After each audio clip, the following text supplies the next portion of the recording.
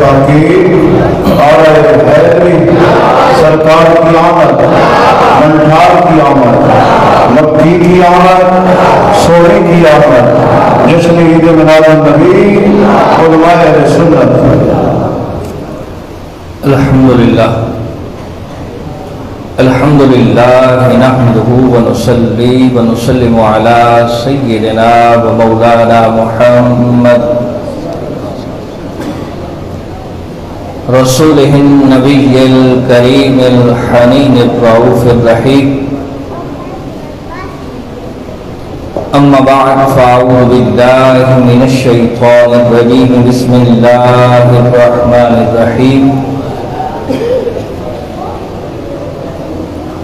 یا ایہا الناس قد جاءکم برہان من ربکم، آمنت باللہ صدق اللہ العظیم۔ قال اللہ تبارک و تعالی فی شان حبیبہ مخبرا و آمرا، ان اللہ و ملائکتہ یصلون علی النبی یا ایہا الذین آمنوا صلوا علیہ وسلموا تسلیما۔ آواز آنی چاہیے۔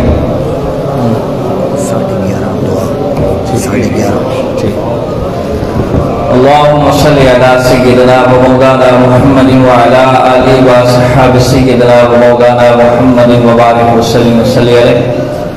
دوستان محترم، ایک تو محفل ذکر سرکار ہے، پھر آپ دیکھ رہے ہیں کہ ہمارا سٹیج کتنا سجا ہوا ہے اور خوشی ہم منا رہے ہیں، تو سرکار کی بارگاہ کے اندر خوشیوں کا اظہار کرتے ہوئے ذرا بلند آواز کے ساتھ درود پڑھیے۔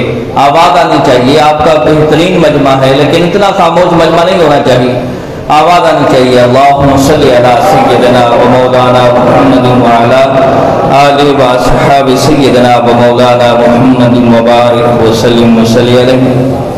الصلاۃ والسلام علیک یا رسول اللہ وعلی آلک و اصحابک یا حبیب اللہ۔ الصلاۃ والسلام علیک یا شفیع المذنبین وعلی آلک و اصحابک یا رحمۃ للعالمین۔ بعد الحمد و ثنا، نہایت واجب الاحترام دوستو، بزرگوں، عزیز ساتھیوں، اللہ رب العزت کے فضل و احسان سے، نبی کریم علیہ السلام کی نگاہ عنایت سے میں اور آپ اس بابرکت، باسعادت اور پر رونق محفل میں جمع ہیں۔ دعا فرمائیں مالک کریم ہم سب کا یہاں آنا، مل بیٹھنا، ذکر اذکار کرنا، سننا سنانا اپنے پاک بارگاہ کے اندر شرف قبولیت عطا فرمائے۔ آج ہمارے لیے اعزاز کی بات ہے کہ ہمارے اسٹیج کی زینت ایسی شخصیت ہے جو علمی دنیا کے اندر 5ویں پشت میں بادشاہت برقرار رکھے ہوئی ہے، اور دوسری ایسی شخصیت جو میرے مرشد کریم علیہ رحمت کے جگر گوشہ ہیں۔ میرے لیے ہر حوالے سے ایک بہت بڑے اعزاز کی بات ہے کہ اتنی علمی شخصیت اور روحانی شخصیات جب صدارت فرما رہی ہو تو گفتگو کرنے کا مزہ بھی الگ ہے۔ پھر آپ دیکھ رہے ہیں کہ علماء کرام کا جمع غفیر ہے۔ مجھ سے قبل انتہائی خوبصورت، جامع معنی اور لاجواب انداز میں حضرت علامہ مولانا محمد ارسلان معینی سے خطاب فرما رہے تھے۔ دل بڑا خوش ہو رہا تھا۔ دعا گو ہوں کہ مالک کریم ان کے علم، عمل اور عمر کے اندر برکت عطا فرمائے۔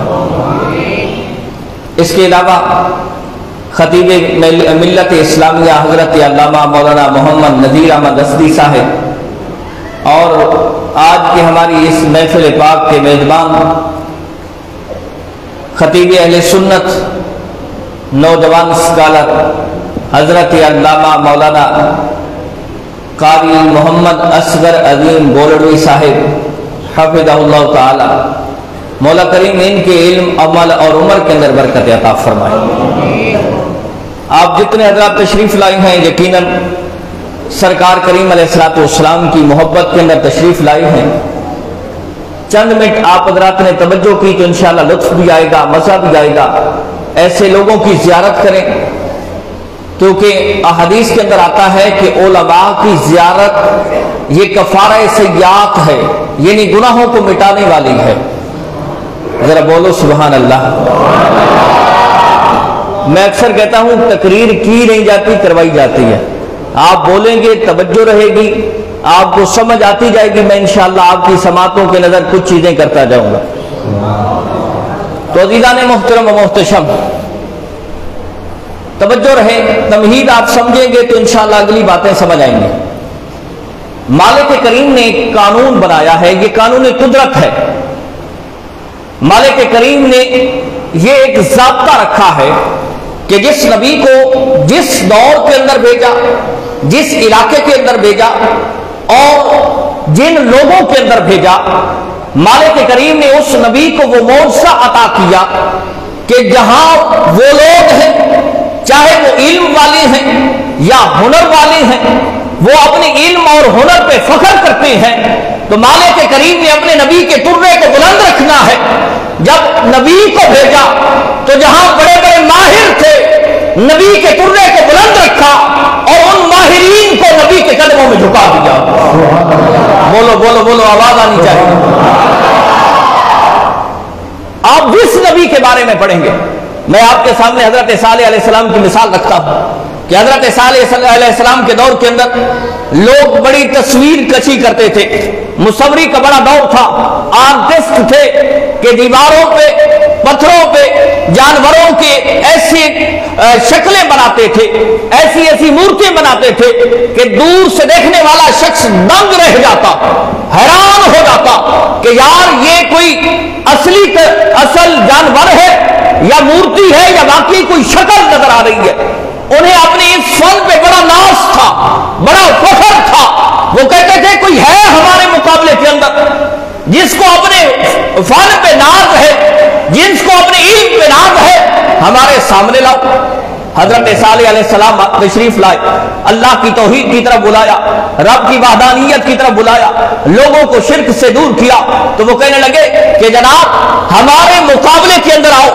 تو وہ حضرت صالح علیہ السلام کو پتھروں کے ایک میدان میں لے کے گئے کہ جہاں بڑے بڑے پتھر رکھے ہوئے تھے. انہوں نے اپنے اس فن کا مظاہرہ کیا کہ وہ کوئی نہ کوئی تصویر بناتے، دیکھنے والے دنگ رہ جاتے. حضرت صالح علیہ السلام نے یہ دیکھا تو اللہ رب العزت نے فرمایا ہے صالح ہم نے اپنے نبی کے ترے کو بلند رکھنا ہے، ہم نے اپنے نبی کے امتیاز کو بلند رکھنا ہے. یہ تو صرف شکلیں بنا رہے ہیں، آپ پتھر پہ آسا ماریں اور پھر اس کا کمال دیکھیں. اب وہ شکلیں بنا کے اپنے فن پہ ناز کر رہے ہیں، بڑا متکبر ہو رہے ہیں کہ جناب دیکھیں اتنی خوبصورت شکل. لیکن حضرت صالح علیہ السلام نے اپنا آسا مبارک جو پتھر پہ مارا تو جیتی جاگتی اونٹنی نکل آتی ہے. وہ لوگ جنہیں اپنے فن پہ بڑا ناز تھا، جو اپنے فن پہ بڑا فخر کر رہے تھے، جو کچھ دیر پہلے بڑے اترا رہے تھے، جب حضرت صالح کے اس معجزے کو دیکھتے ہیں تو حضرت صالح علیہ السلام کے قدموں میں جھک جاتے ہیں. کہتے ہیں اے صالح یہ کسی علم کا کمال نہیں ہے، یہ کسی فن کا کمال نہیں ہے، یہ علم کے اندر ریاضت کا کمال نہیں ہے، یہ علم کے اندر مہارت تامہ کا کمال نہیں ہے، یقیناً یہ رب کائنات کا فضل ہے.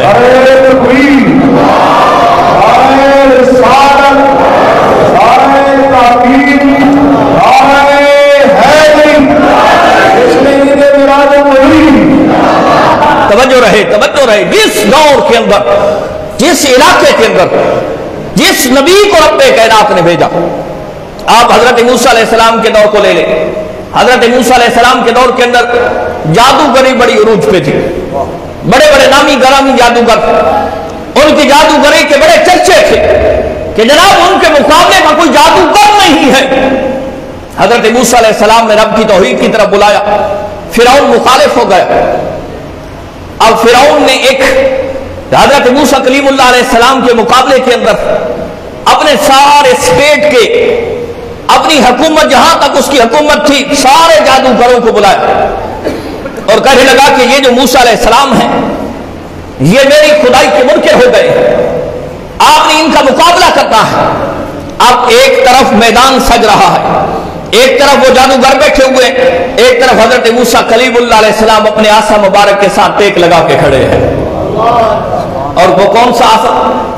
علماء کرام کا جمع غفیر ہے، شہزادہ علامہ ابن علامہ ابن علامہ ابن علامہ، میں نے پہلے آپ کی سماعتوں کے نظر کی آئے کہ 5ویں پشت کے اندر علمی دنیا پہ بادشاہت برقرار رکھنے والی شخصیت علامہ نیاز محمود صاحب تشریف فرما ہے، میرے مرشد کریم کے جگر گوشہ بھی تشریف فرما ہے۔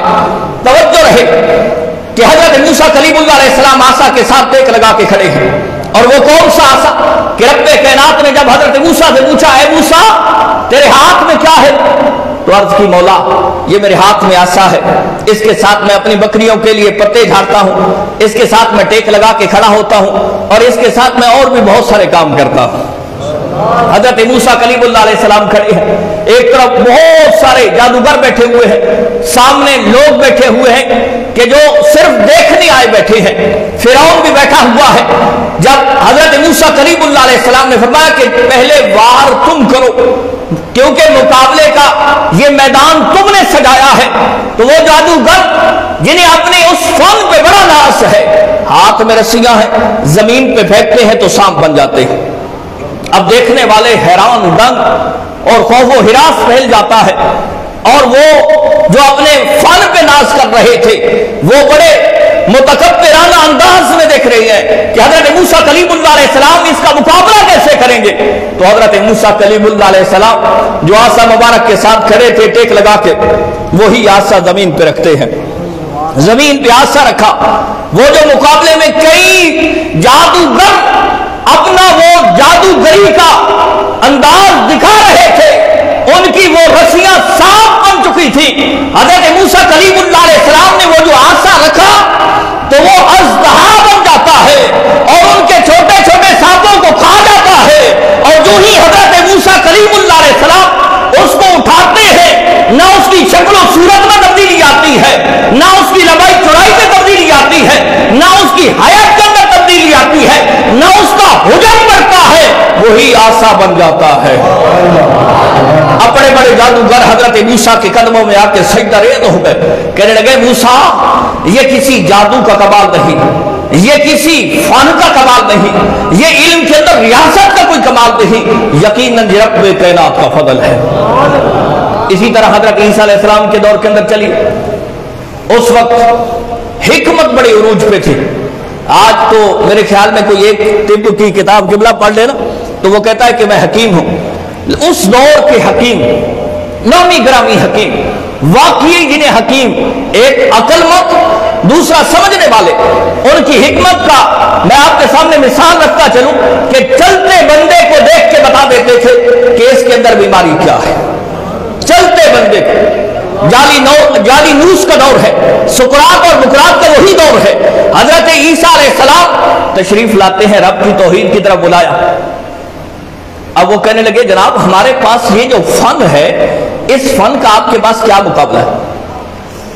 تو اس دور کے اندر بھی جتنے بڑے حکیم بھی تھے نا، 3 بیماریاں ایسی ہیں جن کا کوئی علاج نہیں۔ ایک کوہڑ اور برس والا کہ جسم پہ سفید دھبے پڑ جاتے، وہ اس کو ہاتھ لگانا اپنے لیے باعث سے تکلیف سمجھتے تھے، کہتے اسے ہاتھ لگانا خود اپنے آپ کو تکلیف پہنچانے کے مترادف ہے، ہم ایسے مریض کو ہاتھ بھی نہیں لگاتے، یہاں ہماری حکمت جواب دے گئی۔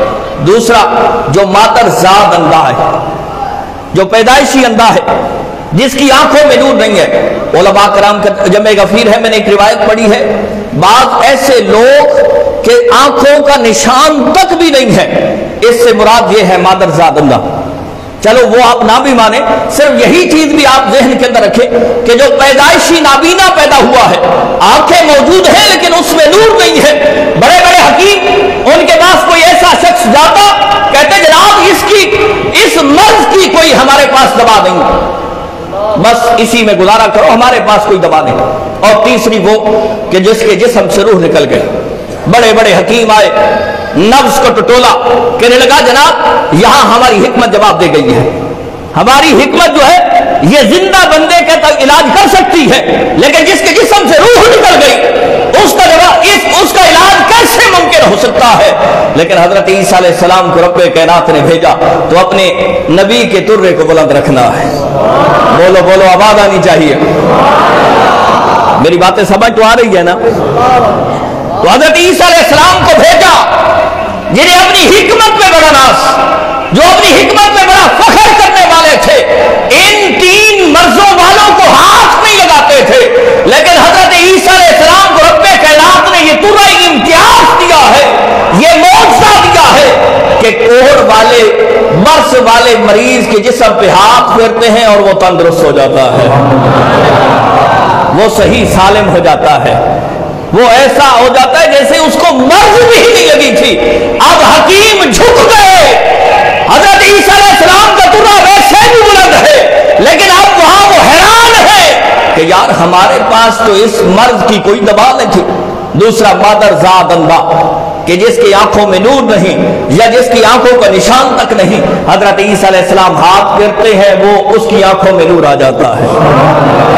اور تیسری وہ قسم کہ جس کے جسم سے روح نکل گئی، مردہ 1 دن کا ہو، 1 مہینے کا ہو، 1 سال کا ہو، 10 سال کا ہو، 100 سال کا ہو، ارے وہ تو ایک لمحے کے مردے کو زندہ نہیں کر سکتے، ایک لمحے کے مردے کو کا وہ علاج نہیں کر سکتے، اس میں واپس روح نہیں لا سکتے۔ اللہ رب العزت نے حضرت عیسیٰ کو یہ معجزہ دیا تھا کہ 1 دن کا مردہ ہو یا 100 سال کا مردہ ہو، آپ ہاتھ نہیں پاؤں کے ٹھوکر مارتے تھے اور فرماتے تھے کون بھی اس دن اللہ کے حکم سے کھڑا ہو جاؤ، وہ مردہ ہزاروں سال پرانا بھی ہوتا تو کھڑا ہو جاتا تھا۔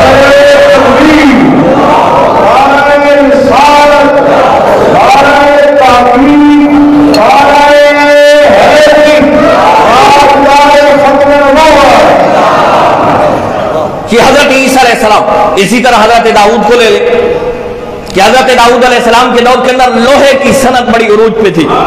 آج بھی لوہے کو اگر لوہے کو کوئی شکل دینی ہو نا، علماء کرام تشریف فرما ہے کہ اس کو کوئی شکل دینی ہو، پہلے اس کو آگ کے اندر گرم کیا جاتا ہے، پھر اس کو کوئی شکل دی جاتی ہے، لیکن حضرت داؤد علیہ السلام کو رب کائنات نے یہ معجزہ دیا تھا کہ جتنا سخت لوہا ہوتا آپ ہاتھ میں لیتے اس کی یہ صورتحال بن جاتی جس طرح موم ہوتا ہے، آپ کو گرم کرنے کی ضرورت نہیں پڑتی تھی، کیونکہ رب کائنات نے معجزہ ایسا دیا تھا۔ ہر دور کے اندر جس نبی کو بھیجا، جس علاقے کے اندر بھیجا، جیسے لوگوں کے اندر بھیجا، جیسے علم والوں کے اندر بھیجا، اپنے نبی کے ترے کو بلند رکھا۔ ارے یہ تو وہ نبی ہیں جو معجزہ لے کے آئے ہیں۔ آؤ جب باری آئی یامنا کے لال کی، جب باری آئی صدیق کے دلدار کی، جب باری آئی امت کے غمخار کی، جب باری آئی اس ذات کی کہ جس کے بارے میں میرا رب فرماتا ہے اے حبیب اگر تجھے پیدا کرنا مقصود نہ ہوتا تو میں اپنے رب ہونے کا اظہار بھی نہ کرتا، میں زمین نہ بناتا، میں آسمان نہ بناتا، میں جنت دوزخ نہ بناتا، میں کائنات نہ بناتا۔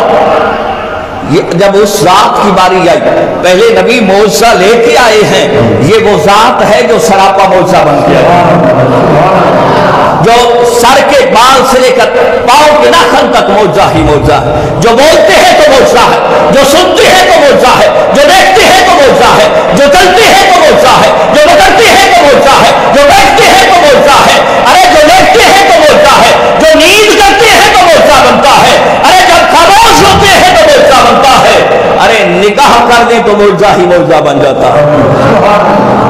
15 صدیاں گزر گئی ہیں، آج بھی لوگ کتابیں لکھ رہی ہیں، میرے مصطفیٰ کے معجزے ابھی تک تو بڑھتے ہی بڑھتے جا رہے ہیں، اور ہر نبی کا معجزہ ان کے دور کے اندر تھا، ان کے دور کے اندر میرے مصطفیٰ کے وہ معجزے ہیں کہ آج 15 صدیاں بعد بھی ہمارے سامنے نظر آ رہے ہیں۔ آج سائنس نے بڑا کمال کیا ہے، بڑا کمال، پڑھے لکھے دوست آپ تشریف فرما ہیں، آپ بھی، سائنس بڑی ترقی کر گئی، یاد رہے علماء سائنس کے خلاف نہیں ہیں، لیکن جہاں سائنس کی ایجاد کردہ لوگ خوشی مناتے ہوئے پہنچتے ہیں وہاں میرے مصطفیٰ کا معجزہ نظر آتا ہے۔ ذرا بولو، آواز آنی چاہیے، میری باتوں کی سمجھ تو آ رہی ہے نا؟ ذرا بولو، آواز آنی چاہیے۔ میں آپ کے سامنے یہ بات رکھتا ہوں، یہ میں جہاں بولتا ہوں آہستہ بولوں تب بھی وہ ڈبوں کے اندر آواز آ رہی ہے، زور سے بولوں تب بھی آواز آتی ہے۔ آپ جتنے ڈبے اس کے ساتھ ٹچ کرتے جائیں گے ان کے اندر آواز آنی شروع ہو جائے گی، جتنے بھی آپ لمبے لے جائیں ہر ایک کے اندر آواز آئے گی۔ میں آپ سے کہوں جناب یہ کیوں کہا؟ آپ کہیں گے کہ یہ سائنس کا کمال ہے، سائنس نے یہ ترقی کی ہے۔ آپ مائک کے اندر بولتے ہیں آواز وہاں سے آتی ہے۔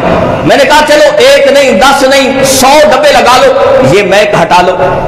آپ کہیں گے حضرت یہ کیسے ممکن ہو سکتا ہے؟ 1000 نہیں لاکھ ڈبے ہو ان کے لیے مائک کا ہونا لازم ہے، بغیر مائک کے ڈبے آواز نہیں دیں گے۔ میں نے کہا چلو ہزاروں نہیں لاکھوں کا ایک مائک لگا دو، ڈبوں کی ضرورت نہیں۔ آپ کہیں گے حضرت یہ کیسے ممکن ہے؟ جتنا بڑا بھی اچھا مائک ہو اس کے لیے ڈبوں کی ضرورت پڑے گی، تب اس کے اندر آواز آئے گی۔ میں نے کہا چلو ٹھیک ہے جناب، وہ ڈبے بھی ہو یہ مائک بھی ہو، صرف کرنٹ کا انتظام نہ کرو۔ آپ کہیں گے جناب یہ بھی ممکن نہیں ہو سکتا کیونکہ یہ محتاج ہے، کرنٹ کا محتاج ہے اور مائک ڈبوں کا محتاج ہے، ڈبے مائک کے محتاج ہیں۔ لیکن یہ سائنس کا بہت بڑا کمال ہے کہ چند چیزوں پہ ریسرچ کی ہے، پہلے کورس ورک کیا ہے، پہلے اکٹھے بیٹھ کے سوچا ہے، تھیوری بنائی ہے، اس کے بعد پریکٹیکل کیا ہے، اس کے بعد یہ مارد وجود میں آیا ہے۔ سائنس کا بہت بڑا کمال ہے کہ میں یہاں بولتا ہوں وہاں آواز آتی ہے، جتنے ڈبے آپ ان کے ساتھ لگاتے جائیں گے جہاں تک لے جائیں گے آواز آئے گی۔ یہ سائنس کا بہت بڑا کمال ہے۔ میں نے کہا جناب ٹھیک ہے لیکن چلیے ذرا در مصطفیٰ پہ تو چلیے نا، آواز آنی چاہیے۔ عاشقان مصطفیٰ کا مجمع ہے، آواز آنی چاہیے۔ ذرا در مصطفیٰ پہ چلیے، موقع ہے حجت الوداع کا۔ نبی کریم علیہ السلام اونٹنی پہ سوار ہیں، آگے مجمع ایک بندہ نہیں، 100 نہیں، 1000 نہیں، 10,000 نہیں، 50,000 نہیں، بلکہ 1,24,000 کم و بیش صحابہ ہیں۔ کتنے؟ 1,24,000 کم و بیش، اور بعض روایتوں کے اندر آتا ہے 2,24,000 کم و بیش صحابہ کا جمع غفور ہے، مجمع ہے، نہ ڈبے ہے نہ مائک ہے نہ کرنٹ کی ضرورت ہے، لیکن میرے مصطفیٰ اپنی اونٹنی پہ سوار ہو کے جو جملہ ارشاد فرماتے ہیں، جو قریب میں کھڑا ہے وہ بھی سن رہا ہے، جو سب سے آخر میں کھڑا ہے وہ بھی سن رہا ہے۔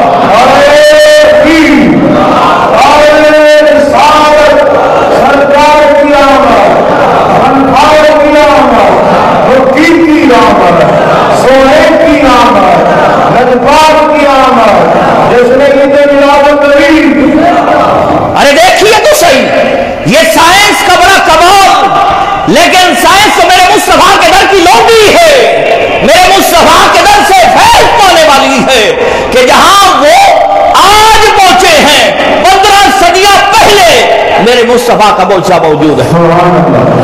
میں آپ کے سامنے یہ مثال رکھتا ہوں، یہ بلب جل رہا ہے، یہ روشنی دے رہا ہے، جتنا سخت اندھیرا کیوں نہ ہو آپ بلب کا ایک بٹن دباتے ہیں روشنی ہو جاتی ہے۔ میں نے کہا جناب یہ کیسے؟ آپ کہتے ہیں حضرت یہ سائنس کا بڑا کمال ہے، سائنس نے بڑی ترقی کی ہے کہ چند چیزوں کو ملایا ہے اور پھر بٹن دبانے کی ضرورت پڑتی ہے، صرف بٹن دباتے ہیں، جتنا سخت اندھیرا کیوں نہ ہو روشنی ہی روشنی ہو جاتی ہے، روشنی ہی روشنی ہو گئی۔ میں نے کہا ٹھیک ہے جی سائنس کا بڑا کمال ہے، لیکن آپ ایسا کریں آپ 1000 واٹ کا بلب یا راڈ لگا دیں لیکن کرنٹ نہ دیں۔ آپ کہیں گے حضرت آپ کا توازن عقلی تو ٹھیک نہیں، یہ 1000 واٹ کا بلب ہو یا 0 واٹ کا بلب ہو یہ اس وقت کام کرے گا جب اس کو کرنٹ پہنچے گا۔ میں نے کہا چلو ٹھیک ہے اس کا شیشہ جو ہے یہ شیشہ اچھا لگا لیں لیکن اندر میں جو ایلیمنٹ ہوتا ہے وہ نہ لگائیں۔ آپ کہیں گے حضرت یہ کیسے ممکن ہو سکتا ہے، ایلیمنٹ کے بغیر یہ روشنی نہیں دیتا، اس کے لیے ضرورت ہے ایلیمنٹ بھی ہو، شیشہ بھی ہو، کرنٹ بھی ہو تب یہ روشنی دیتا ہے۔ لیکن آئیے ذرا در مصطفیٰ پہ چلیے، آمنہ کے لال کے برگاہ میں چلی گئی اور جگہ کا سی ہے مسجد نبوی ہے، اس مسجد کا جس کے بارے میں میرے مصطفیٰ نے فرمایا جو جہاں ایک نماز پڑھتا ہے 50,000 کا ثواب ملتا ہے۔ بولو بولو بولو، میرے مصطفیٰ کی بارگاہ ہے، وقت ہے عشاء کے بعد۔ لوگ کہتے ہیں جناب آپ نے میلاد کہاں سے نکال لی؟ میلاد اصطلاحی معنی میں میلاد کا مطلب ہوگا کہ ذکر سرکار کرنا۔ ارے میں کہتا ہوں صحابہ کی تو کوئی گھڑی ایسی نہیں گزری کہ جس کے اندر ذکر سرکار نہ ہو۔ اب عشاء کے وقت کا، عشاء کی نماز کے بعد کا وقت ہے، روایت ہے مشکات شریف کی، علامہ صاحب میرے جانے کے بعد آپ علامہ صاحب سے پوچھ سکتے ہیں، قبلہ نیاز صاحب بیٹھے ہیں، میرے مرشد کریم کی جگر گوشہ بیٹھے ہیں، میرے برادر عزیز علامہ ندیر اسدی صاحب بیٹھے ہیں، میرے خیال میں میرے پیٹ پیچھے ہو گئے علامہ ارسلان صاحب، آپ آگے تشریف لائیں تو زیادہ ہی بہتری ہوگی، ٹھیک ہے قبلہ کے۔ تو دیکھیے میرے مصطفیٰ کے عشاء کی نماز کا بعد کا وقت ہے، مشکات شریف کی روایت ہے، میرے مصطفیٰ واز فرما رہے ہیں، واز فرماتے گئے کافی ٹائم ہو گیا، اب رات اندھیری ہے۔ صحابہ جب اختتام ہوتا ہے ایک صاحب حاضر ہوا اور آ کے عرض کرنے لگا یا رسول اللہ، اچھا وہ کوئی عام لوگ نہیں ہیں، وہ کوئی عام لوگ نہیں، وہ کوئی عام مجمع بھی نہیں ہے، مجمع کن لوگوں کا ہے؟ اب دیکھیے میں نماز پڑھتا ہوں رب راضی ہو جائے، میں روزے رکھتا ہوں رب راضی ہو جائے، میں زکاتیں دیتا ہوں رب راضی ہو جائے، میں ہر اچھا عمل کرتا ہوں رب راضی ہو جائے، میری ہر عمل کی اور وہی قابل قبول بھی وہی ہے کہ جس کے اندر نیت یہ ہو کہ رب راضی ہو جائے، اور جن کے بارے میں رب کائنات یہ سرٹیفکیٹ ادا کرتا ہے کہ یہ وہ لوگ ہیں کہ رضی اللہ عنہم ورضوا عنہ، کہ رب ان سے راضی ہے اور ان کو راضی کر کے چھوڑے گا۔ آپ میری سپیٹ میں سبحان اللہ نہیں کہہ رہے، ذرا بولیے۔ آج میرے لیے تو ویسے بھی خوشی کی انتہا ہے، میرے مرشد کریم اور علامہ نیاز صاحب تشریف فرما ہے، لیکن آپ بھی ساتھ میں میرے لفظوں کو ضائع نہ کیجیے، ذرا توجہ رہے کہ یہ کوئی عام مجمع نہیں، یہ وہ لوگ ہیں کہ جن کو سرٹیفکیٹ رب دے رہا ہے۔ آج میرے لیے اعزاز کی بات ہے کہ اتنے لوگ تشریف فرما ہے، میں کہیں پہ بات کر سکتا ہوں کہ میرے مرشد کریم کے جگر گوشہ نے سنا ہے، علامہ نیاز صاحب نے سنا ہے، ندیر اسدی صاحب، علامہ اصغر عظیم صاحب نے مجھے سنا ہے، یہ میرے لیے اعزاز کی بات ہے، سرٹیفکیٹ کی بات ہے۔ کسی کو بادشاہ سرٹیفکیٹ دیتا ہے، کسی کو وزیر سرٹیفکیٹ دیتا ہے، کسی کو سفیر سرٹیفکیٹ دیتا ہے، یہ وہ عظیم لوگ ہیں کہ جنہیں سرٹیفکیٹ دینے والے علماء نہیں، مشائخ نہیں، صدر اور وزیر نہیں، رب کائنات کی ذات ہے۔ اور سرٹیفکیٹ کیسا دیا ہے؟ انتہا ہے، ڈگری کی انتہا ہے۔ فرمایا رضی اللہ عنہم ورضوا عنہ، یہ وہ لوگ ہیں کہ رب ان سے راضی ہے اور ان کو راضی کر کے چھوڑے گا۔ اب وہ صاحب حاضر ہوئے اور آ کے عرض کرنے لگے سونیا وقت بھی بہت زیادہ ہو گیا ہے اور رات بھی بڑی اندھیری ہے، میرے پاس کوئی روشنی کا انتظام بھی نہیں ہے۔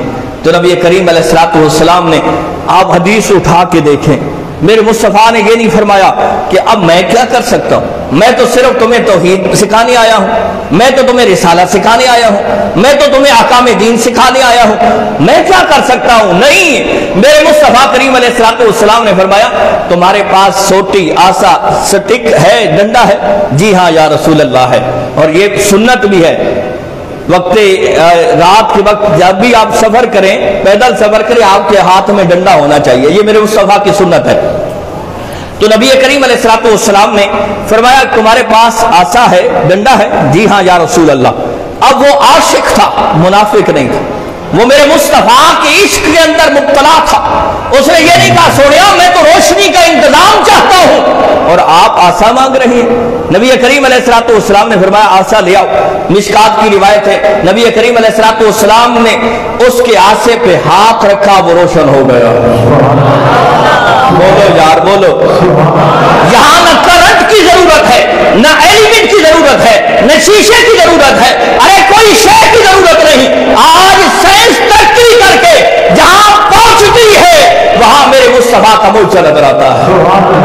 اور اس سے بڑھ کے اگلی بات کیا ہے کہ یہ جب چلتے ہیں ان کے ساتھ ایک اور صحابی بھی چل پڑتے ہیں، جب آگے گئے اب دونوں کا رستہ جدا ہے۔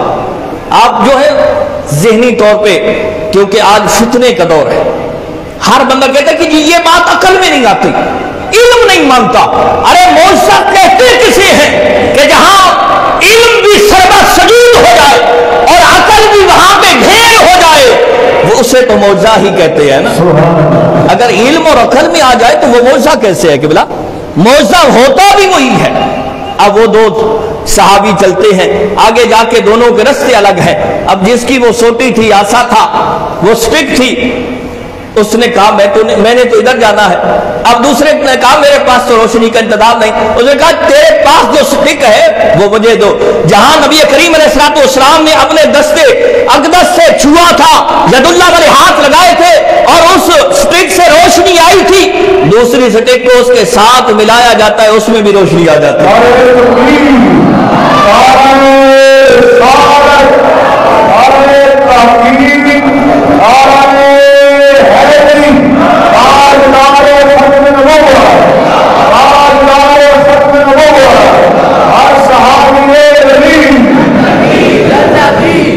اب دیکھیے یہ مشکات کی روایت ہے، علماء تشریح فرمائیں الخصائص الکبریٰ کے اندر ہے ایک اور روایت کہ نبی کریم علیہ الصلوۃ والسلام کے پاس ایک صاحب نے عرض کی یا رسول اللہ میں نے سفر کرنا ہے، روشنی کا کوئی انتظام نہیں ہے۔ نبی کریم علیہ الصلوۃ والسلام نے اس کو ایک چھڑی دی، فرمایا یہ 10 ہاتھ آگے بھی اور 10 ہاتھ پیچھے بھی تیرے لیے روشنی کا انتظام کرے گا۔ یہ میرے مصطفیٰ کا معجزہ ہے۔ آج جہاں سائنس پہنچتی ہے نا وہاں میرے مصطفیٰ کا معجزہ نظر آتا ہے۔ آج لوگ کہتے ہیں کہ جی پیٹ میں پتھری پڑ گئی ہے اور اس کا علاج لیزر سے، قبلہ لیزر کی شعاؤں سے اس کا علاج کیا جاتا ہے۔ بندہ لیٹتا ہے، لیزر کی شعائیں لگتی ہیں، وہ پیٹ کی پتھری جو ہے، چھوٹے چھوٹے پتھر ہوتے ہیں، ان کو لیزر کی شعائیں جب لگتی ہیں وہ ریزہ ریزہ ہو جاتے ہیں۔ جب میں نے پوچھا جناب یہ کیسے، کہا سائنس نے بڑی ترقی کی ہے، سائنس نے ایسی شعائیں پیدا کی ہیں، ایسی شعائیں پیدا کی ہیں کہ جن کے اندر یہ سکت اور طاقت ہے کہ جس کو وہ ریزے کو لگتی ہے تو وہ ریزہ ریزہ ہو جاتا ہے، پتھری کو لگتی ہے ریزہ ریزہ ہو جاتا ہے۔ میں نے کہا کسی بڑے پتھر پہ اس کا تجربہ کریں تو آپ کہیں گے جناب حضرت آپ کا توازن عقلی ٹھیک نہیں ہے، یہ صرف چھوٹے اور جو پیٹ میں پتھری ہے اس کا علاج ہو سکتا ہے۔ میں نے کہا یہ کیا ہے؟ کہنے لگے کہ سائنس ہے، سائنس کا بڑا کمال ہے، سائنس نے ایسی مشینیں تیار کی ہیں، سائنس نے ایسی مشینیں ایجاد کی ہیں، ایسا لیزر بنایا ہے کہ جس کی شعاؤں سے یہ ممکن ہوا ہے۔ میں نے کہا آؤ ذرا در مصطفیٰ میں چلتے ہیں، بولو یار بولو، میری باتوں کی سمجھ تو آ رہی ہے نا بھائی؟ سب ذرا بولو، آواز آنی چاہیے۔ محبوب کا ذکر ہو اور محب جو ہے وہ تھک جائے یہ ممکن نہیں ہو سکتا۔ ہم تو من احب شیئا فاکثر ذکرہ، کہ جس کے ساتھ انسان کو محبت ہوتی ہے نا اکثر اسی کا ذکر کرتا ہے، اور جب اس کا ذکر چھڑتا ہے، محبوب کا ذکر چھڑتا ہے نا، اس کا جی یہ چاہتا ہے کہ زندگی تمام ہو جائے لیکن میرے محبوب کا ذکر ختم نہیں ہوتا۔ تو ہم تو محبوب کا ذکر کرنے آئے بیٹھے ہیں۔ اب آؤ در مصطفیٰ پہ کہ نبی کریم علیہ الصلوۃ والسلام نے جب اہل مکہ کو اسلام کی دعوت دی تو جب وہ نبی کریم علیہ الصلوۃ والسلام کا کوئی جواب نہ دے سکے تو حبیب یمنی کو، یمن سے حبیب کو بلایا، جو اس دور کے اندر بہت بڑا عالم تھا، اس دور کے اندر بہت بڑا مناظر قائد تھا، بولنے والا تھا۔ انہوں نے حبیب کو بلایا، کہنے لگا اے حبیب ہم تو یہاں خاموش ہو گئے ہیں، تجھے اس لیے بلایا ہے کہ تو محمد علیہ الصلوۃ والسلام کے سامنے آ اور ان کو لاجواب کر۔ اب حبیب یمنی نبی کریم علیہ الصلوۃ والسلام کی بارگاہ میں پہنچتا ہے، توجہ ہے نا بھائی؟ آپ ٹولیوں میں کیوں بٹ گئے ہیں؟ ذرا یکجا ہو کے بولیے سبحان اللہ۔ اب آپ کے ذہن کے اندر ہے نا بھائی سائنس نے یہ کمال کیا ہے کہ ایک لیزر بنایا جس کی شعاؤں سے پیٹ کی پتھری ریزہ ہوتی ہے۔ آؤ در مصطفیٰ پہ کہ حبیب یمنی آتا ہے، نبی کریم علیہ الصلوۃ والسلام کو کے بارگاہ میں پہنچتا ہے، اور بہت بڑا عالم، اس وقت کا بہت بڑا شیخ کہنے لگا جو بھی دنیا کا جادوگر ہوتا ہے اس کا جادو جو ہے دنیا پہ، یہ زمین پہ چلتا ہے، آسمان پہ نہیں چلتا۔ رات کے اندر اب دیکھیے چاند چمک رہا ہے، اس نے کہا جناب اگر آپ نبی ہیں، آپ سچے ہیں، آپ رب کی طرف بلانے والے سچے نبی ہیں، تو یہ جو آسمان پہ چاند چمک رہا ہے اس کو 2 ٹکڑوں میں تقسیم کیجئے۔ تو نبی کریم علیہ السلام ہاتھ کی انگلی کا اشارہ فرماتے ہیں اور چاند 2 ٹکڑوں میں تقسیم ہو جاتا ہے۔ بولو بولو، وہ آواز آنی چاہیے۔ جناب آپ کی سائنس، میں اس ایجاد کو سلام کرتا ہوں، لیکن یہ کام کرتی ہے صرف چھوٹے سے اس پتھری کے اندر بڑے پتھر کے سامنے رکھا جائے تو یہ کام کرنا چھوڑ دیتی ہے، لیکن نئے مصطفیٰ کا معجزہ دیکھیے کہ وہ چاند جو 4 زمینوں کے برابر ہے، نئے مصطفیٰ انگلی کا اشارہ کرتے ہیں اور وہ 2 ٹکڑوں میں تقسیم ہو جاتا ہے۔ ارے دیکھیے تو صحیح، یہ انگلی کی اشارے کے اندر اتنی طاقت ہے، پھر اس ہاتھ کی طاقت کتنی ہوگی، اور جس بازو کے ساتھ یہ ہاتھ ہے اس بازو کی طاقت کتنی ہوگی، اور جس جسم کے ساتھ یہ بازو ہے اس جسم کی طاقت ہوگی۔ اور میں نے پہلے ابتدا کے اندر تمہیداً جو جملے کہے تھے حضرت عیسیٰ علیہ السلام کے حوالے سے کہ حضرت عیسیٰ علیہ السلام کا یہ معجزہ تھا کہ آپ جس کوہڑ والے، برس والے، مادرزاد اندھے کے جسم پہ ہاتھ پھیرتے وہ صحیح سالم ہو جاتا۔ یہ تو حضرت عیسیٰ علیہ السلام کے ظاہری زندگی کی بات ہے۔ میرے مصطفیٰ تو ظاہری اعتبار سے اس دنیا سے تشریف لے گئے ہیں، کئی 100 سال گزر گئے، وقت آتا ہے امام شرف الدین بوصیری رحمہ اللہ کا۔ آپ کے ذہن کے اندر رہے کہ میرے مصطفیٰ کی انگلی کے اشارے کے اندر یہ طاقت ہے، ہاتھ کی طاقت کیا ہوگی۔ امام شرف الدین بوصیری رحمہ اللہ بہت بڑے عربی کے شاعر گزرے ہیں، علماء کرام جانتے ہیں، بہت بڑے شاعر، ساری زندگی بڑے بڑے لوگوں کے قصیدے لکھے، بڑے نوازتے ہیں۔ ایک دور آیا کہ جسم پہ فالج نے اٹیک کر دیا، اب چارپائی پہ فراش ہو گئے ہیں، کوئی پرسان حال نہیں ہے، کوئی پوچھنے والا نہیں ہے۔ یہ بھی ایک دنیا کا اصول ہے کہ جب بندہ شہرت میں ہو، جب بندہ کسی عہدے پہ ہو، سلام کرتے ہیں، اور جو ہی عہدہ ختم ہوتا ہے پھر سلام بھی ختم ہو جاتے ہیں۔ یہ دنیا بڑی بے وفا ہے، اس نے کبھی کسی کے ساتھ وفا نہیں کی۔ دنیا اور اہل دنیا یہ دونوں بے وفا ہے۔ خیر، امام شرف الدین بوصیری جسم پہ فالج کا ٹیک، کوئی پرسان حال نہیں، نہ ہاتھ ہلتے ہیں نہ پاؤں ہلتے ہیں، جسم کے اندر وہ سکت، بس صرف ایک روح رہ گئی۔ دنیا والوں کے قصیدے لکھتے رہے، آج ہر بندہ چھوڑ گیا۔ ذہن کے اندر آیا ذرا لجپال کی بھی لجپالی کر دیکھ لیتے ہیں، آمنہ کے لال کی لجپالی دیکھتے ہیں۔ قصیدہ لکھا جسے قصیدہ بردہ کہا جاتا ہے۔ علماء کرام تشریف فرما ہے، بردہ کا معنی کیا ہوتا ہے؟ چادر۔ وہ قصیدہ جو چادر والا قصیدہ، چادر والا قصیدہ۔ عقل کہتا ہے کہ جناب یہ کیسے ممکن ہے، چادر والے قصیدہ، یہ مطلب کیا ہے؟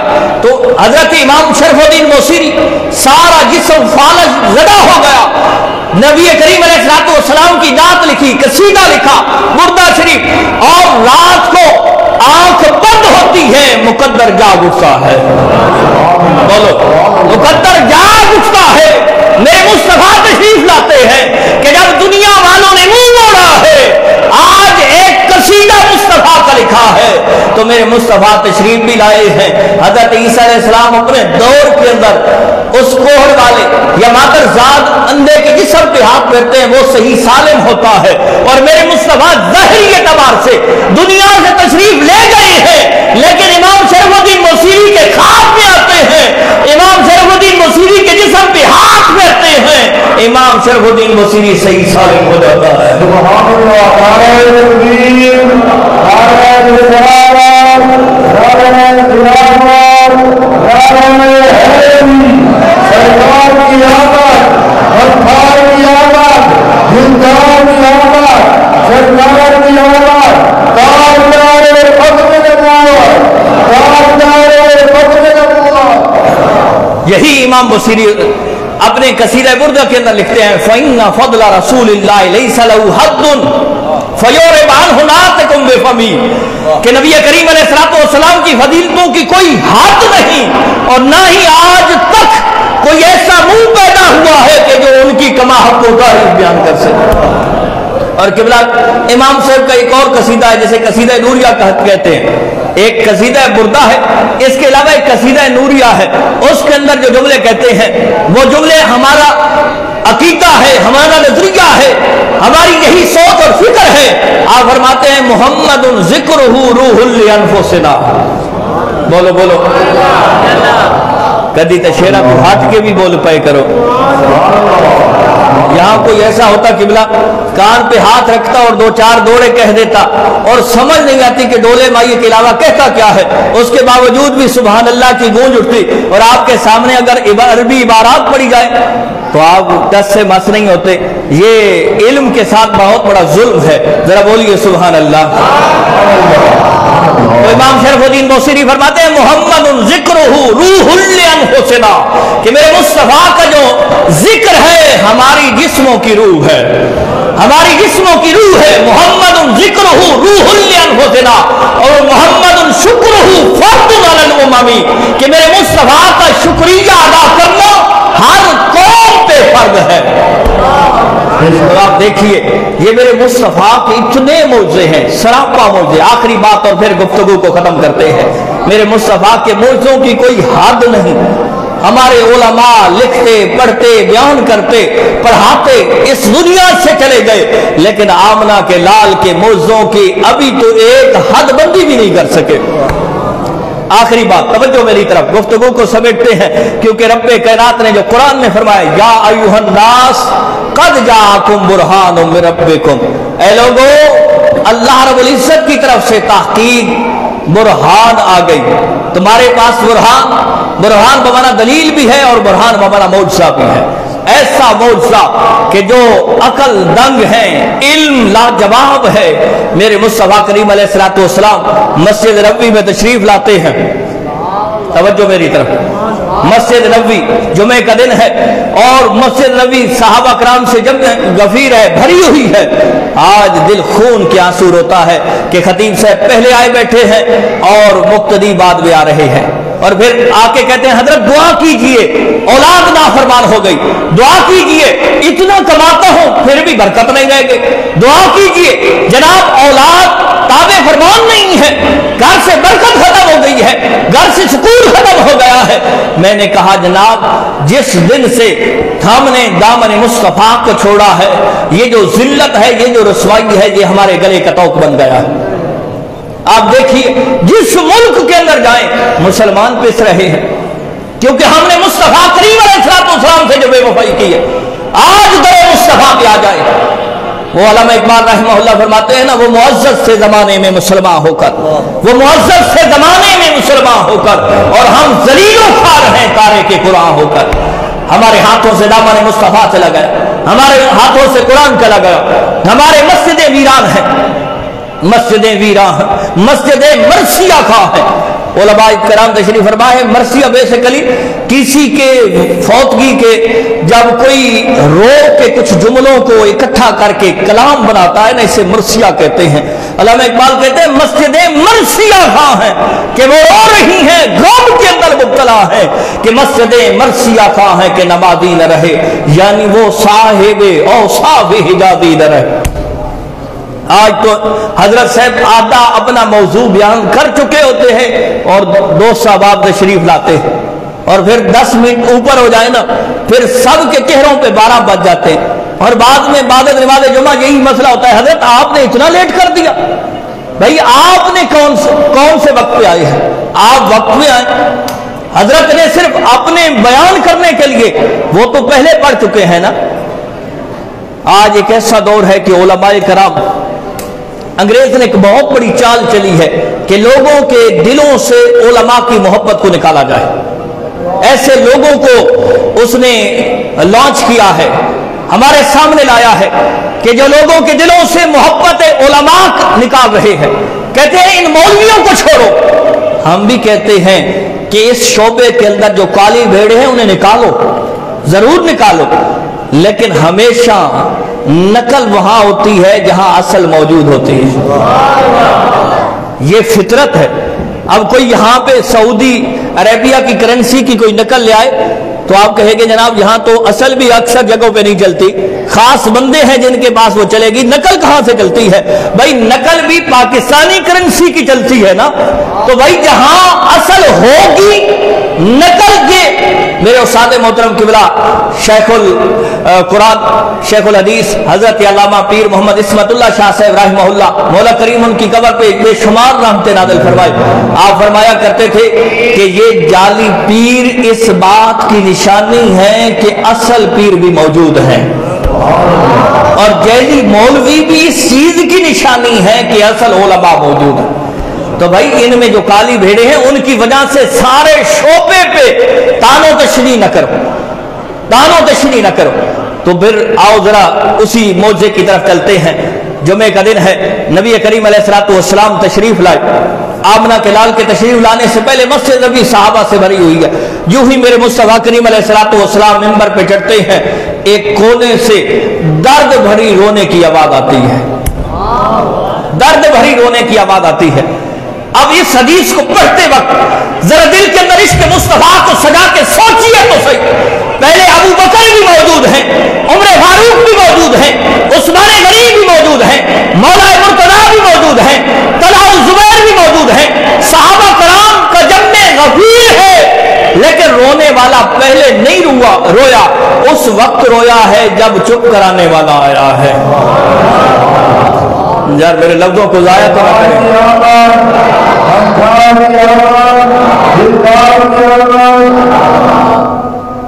نعرہ رسالت، نعرہ رسالت۔